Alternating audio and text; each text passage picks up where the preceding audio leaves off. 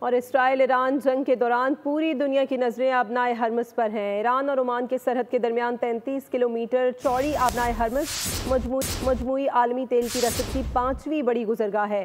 یہ آبی ذریعہ بند ہو تو قطر کی برآمدات بند ہو جائے گی۔ سعودی عرب، امارات، کویت اور ایران اپنا تیل دیگر ممالک تک نہیں بھیج سکیں گے۔ اسرائیل، ایران اور تیل آبنائے ہرمز بند ہوئی تو کیا ہوگا؟ ایران سمیت سعودی عرب، امارات، قطر، کویت کے لیے بڑی معاشی مشکل کھڑی ہو سکتی ہے۔ قطر LNG برآمد نہیں کر سکے گا، باقی ممالک بھی تیل نہیں بیچ سکیں گے۔ اس صورتحال میں ماہرین کا کہنا ہے کہ تیل کی قیمت فی بیرل 120 سے 130 ڈالر تک پہنچ سکتی ہے۔ آبنائے ہرمز ماضی میں جنگوں کے خطرات کی زد میں رہا ہے۔ 1980 میں ایران اور عراق جنگ کے دوران دونوں ممالک نے ایک دوسرے کی تیل کی رسد اور برآمدات کو متاثر کرنے کی کوشش کی تھی، اور اس تنازع کو اسی وجہ سے تاریخ میں ٹینکر جنگ کے نام سے بھی جانا جاتا ہے۔ سبسکرائب کریں اور بیل دبائیں تاکہ کوئی خبر رہ نہ جائے۔